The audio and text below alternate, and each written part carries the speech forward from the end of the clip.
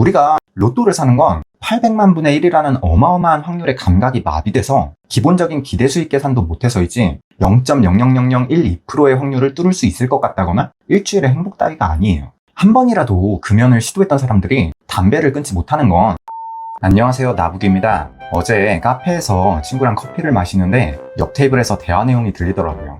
그냥 흔한 뒷담화였는데 재영이는 진짜 주제 파악을 못해 라는 말에 꽂혔어요. 그리고 또 혼자만의 생각에 빠졌어요. 재영이란 친구가 정말 주제 파악을 못하는 걸까? 저 사람들은 주제 파악을 하고 있나? 그럼 나는 주제 파악을 하고 있나? 주제 파악은 어떻게 하는 거지?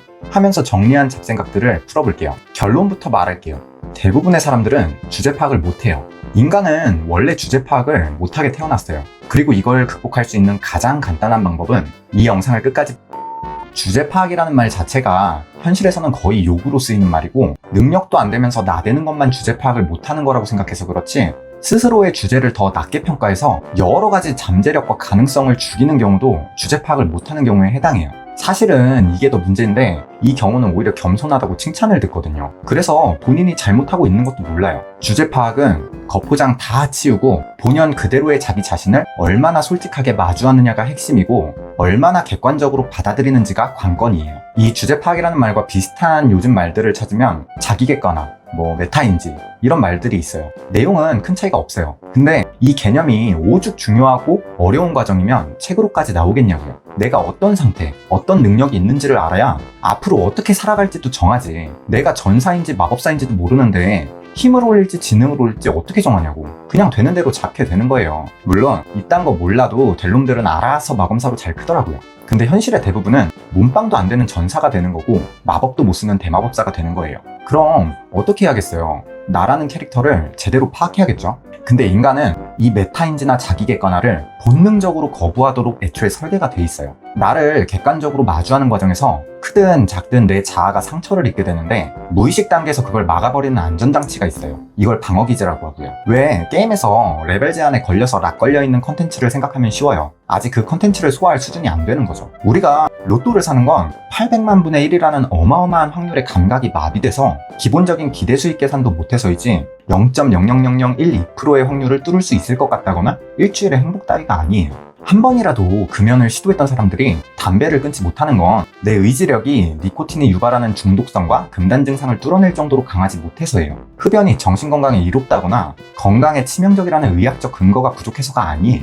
지금 내가 남들보다 비참한 삶을 살아간다면 그건 어제까지의 내가 선택하고 걸어온 결과이지 문재인이나 윤석열 때문에. 그런데 이런 사실들을 받아들이기엔 너무 아파요. 이럴 때 방어기제가 튀어나와서 너는 정상이야. 너는 잘못한 게 없어. 네가 변할 필요는 없어. 주변 환경과 남들이 문제야. 라고 하면서 간신처럼 속삭이는데 당장에는 정신건강에 이롭겠지만 발전이 없겠죠. 고이면 썩는 거고. 방어도 하면서 공격을 해야지 막기만 하다가 게임 끝나는 거예요. 이게 게임처럼 레벨 올라서 자동으로 컨텐츠가 해금되듯이 나이 먹으면 자동으로 이 방어기제가 사라지면 좋거든요. 근데 인간은 나이만 먹는다고 레벨이 올라가진 않고 오히려 나이 먹으면서 고집과 편견 때문에 방어기제만 더 견고해지는 경우가 태반이에요. 이를테면 아이들은 1 더하기 1이 왜 2냐고 물어봐요.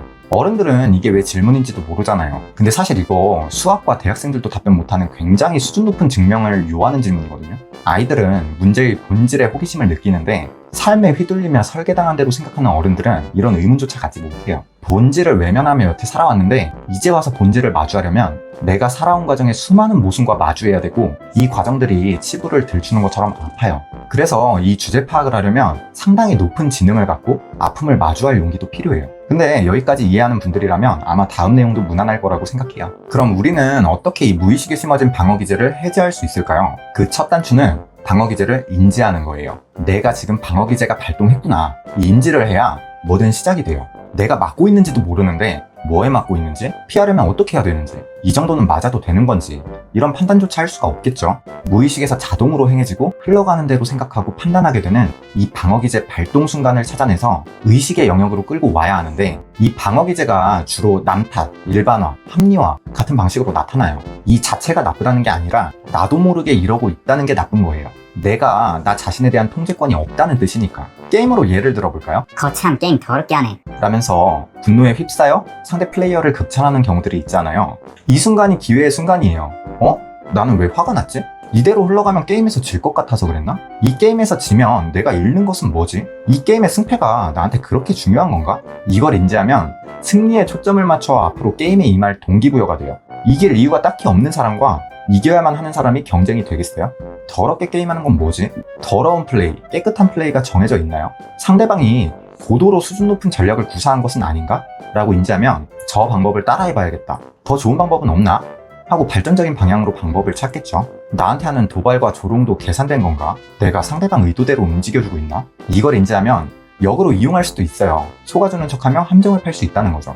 물론 이런 인지 과정을 겪고도 똑같이 행동할 수 있어요. 이 게임의 승패가 딱히 나한테 중요하지 않고 그냥 킬링타임용이라면 거참 게임 더럽게 하네. 그냥 한마디 말로 마무리 짓고 게임이라는 상황에 더 몰입할 이유를 차단하는 게 오히려 가성비가 좋을 수 있어요.